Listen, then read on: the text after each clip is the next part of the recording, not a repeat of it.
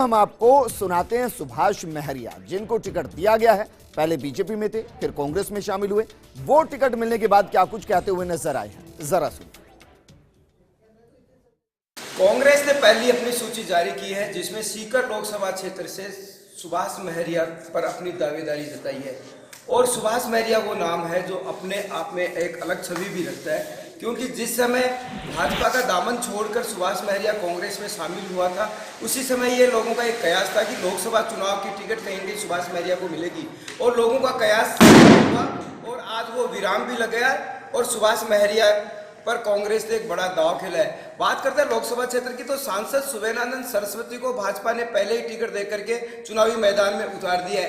अब मुकाबला है वो बिल्कुल फाइनल हो गया है, चुनावी चौसर है वो बीत चुकी है और इस लोकसभा क्षेत्र में 3 उम्मीदवार खुलकर के सामने आए, जिसमें कांग्रेस से सुभाष महरिया, भाजपा से सांसद सुबेनानंद सरस्वती और माकपा से अमराराम पहले ही ताल ठोक चुके हैं। चूंकि कद्दावर नेता ये रहे हैं और अटल के टाइम पर ये केंद्र में मंत्री भी रहे हैं, एक जाट नेता की इनकी छवि है, स्वच्छ छवि है, ईमानदार छवि है और बेदाग छवि के धनी भी ये माने जाते हैं। बात करते हैं कि अब ये जनता के बीच किन मुद्दों को लेकर के जाएंगे और क्या इनका मुद्दा रहेगा, चुनावी मुद्दा। बात करते हैं यहाँ के प्रत्याशी सुभाष महरिया से, क्या मुद्दा आपका रहेगा, किन मुद्दों को लेकर के आप चिंता करेंगे? देखिए, ऑल इंडिया कांग्रेस पार्टी ने कांग्रेस के लोकसभा क्षेत्र के प्रत्याशी के लिए मेरे में विश्वास जताया है।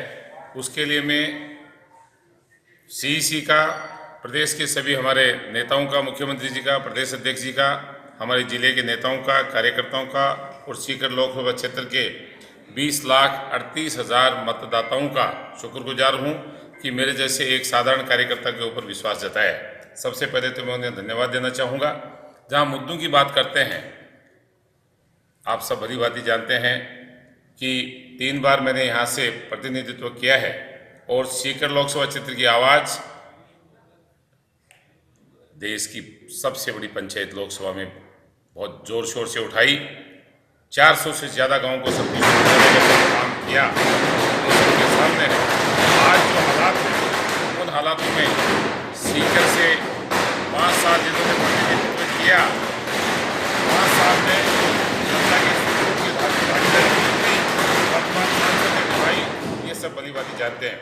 बिजली, पानी, शिक्षा, सड़क, स्वास्थ्य, रोजगार, हमारे मजदूर भाई, हमारे किसान भाई, हमारे विद्यार्थी भाई, इन सब के लिए जो योजनाएं थी, केंद्र सरकार का जो पैसा आता था, वो नए के बराबर आने लगा है। आज देश की सबसे बड़ी महापंचायत में सीकर लुप्त हो गया, इसलिए कौन वहां पर आवाज उठा सकता है, ये सीकर जिले की और सीकर लोकसभा क्षेत्र की जनता भली भांति जानती है। ये आवाज उठाने के लिए कितनी तैयारी चाहिए, लोगों के बीच में भागीदारी चाहिए, उनके सुख, उनके दुख, उनकी हर समस्या के समाधान के लिए उनके बीच में रहने की जरूरत चाहिए। आज वर्तमान के जो हालात रहे, इन 5 वर्षों में केंद्र की ओर से सीकर में जो होना चाहिए था वो नए के बराबर हुआ।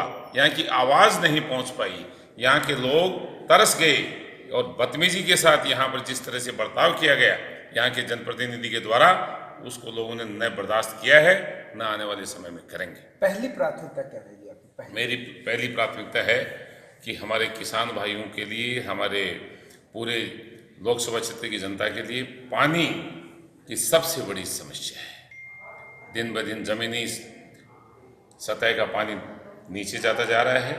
हम बाहर का पानी, हम कुमारान लिफ्ट योजना का पानी, हम यमुना का पानी सीकर लोकसभा क्षेत्र में आए, इसके लिए इतना जोर शोर से प्रयास करूंगा कि सीकर में पलायन की स्थिति ना आए। यहाँ पानी की उपलब्धता, पीने के पानी की उपलब्धता कराने के लिए जी तोड़ कोशिश करूंगा। यहाँ के नौजवान, यहाँ के भाई बहनों के लिए रोजगार की जो तलाश है, उस तो सुभाष महरिया ये बताते हुए नजर आए कि वो लोकसभा चुनावों के किन मुद्दों के साथ मैदान में रहने वाले हैं। दरअसल वो पहले बीजेपी के कमल के हाथ के निशान के साथ थे, लेकिन फिर कांग्रेस में आए और कांग्रेस में आने के बाद उनको टिकट भी यहां पर दे दिया गया। लेकिन